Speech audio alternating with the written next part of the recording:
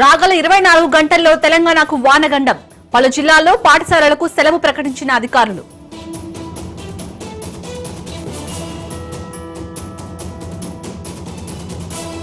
ఏపీకి semi conductor unit 468 కోట్లతో ఏర్పాటు చేయనున్న ప్రభుత్వం.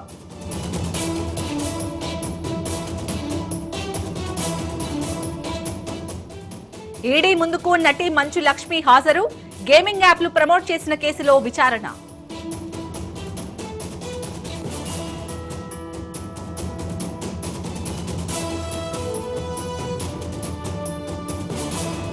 నిండుకుండల నాగార్జున సాగర్ జలాశయం ప్రాజెక్టు 24 గేట్లు ఎత్తి నీరు విడుదల చేస్తున్న అధికారులు.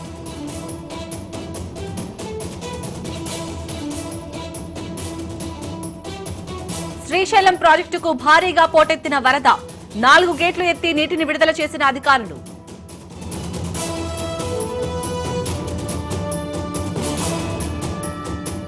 పులివెందుల జెడ్పీటీసీ ఉప ఎన్నికకు కొనసాగుతున్న రీపోలింగ్. మరోసారి ఓటు హక్కు వినియోగించుకుంటున్న ఓటర్లు.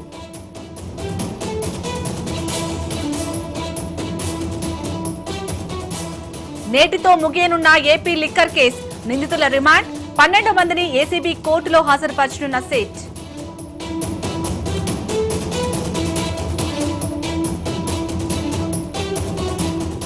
పౌరసత్వ రుజువుగా ఆధార్ ను పరిగణించలేదు. ఈసీ వాదనకు సుప్రీంకోర్టు సమర్థన.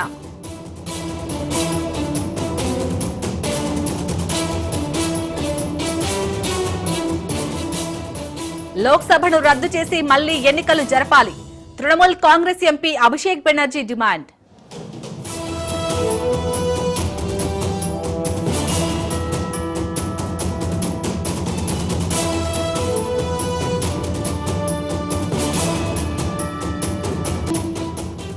జమ్మూ కాశ్మీర్లో బెడ్రూమ్ జిహాదీలు. కంప్యూటర్, స్మార్ట్ ఫోన్లతో దేశ భద్రతపై దాడి.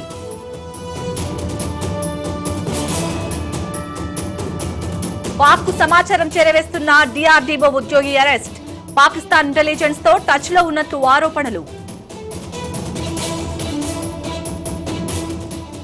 భారత్ పై అమెరికా భారీ టారిఫ్లు. వచ్చే నెల ట్రంప్ తో భేటీ కానున్న ప్రధాని మోదీ.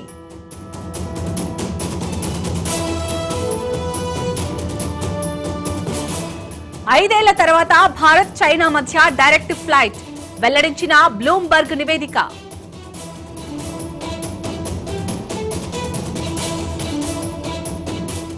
ఇథనాల్ కలిపిన పెట్రోల్ తో ఇబ్బందులు. నిజం లేదు. దుష్ప్రచారాన్ని ఖండించిన కేంద్ర ప్రభుత్వం.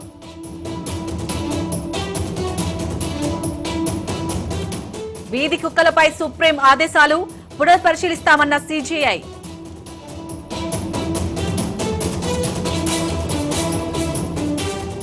దక్షిణ కొరియా మాజీ అధ్యక్షుడి భార్య అరెస్ట్. స్టాక్ మార్కెట్లో మోసాలకు పాల్పడినట్లు ఆరోపణలు.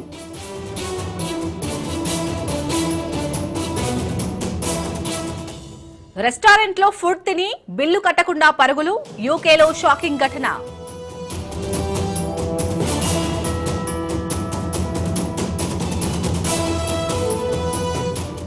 భారత్ పాకిస్తాన్ తో సంబంధాల్లో ఎలాంటి మార్పు ఉండదు స్పష్టం చేసిన అమెరికా ప్రభుత్వం.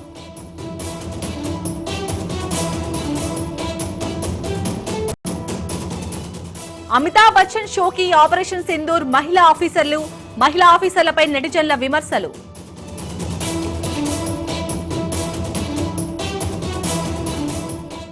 ముగిసిన సినీ నిర్మాత రామ్ గోపాల్ వర్మ విచారణ. అనుచిత పోస్టులు పెట్టిన కేసులో ఆర్జీవీపై కేసు. లాభాల్లో కొనసాగుతున్న స్టాక్ మార్కెట్లు. 300 పాయింట్లకు పైగా లాభంలో సెన్సెక్స్.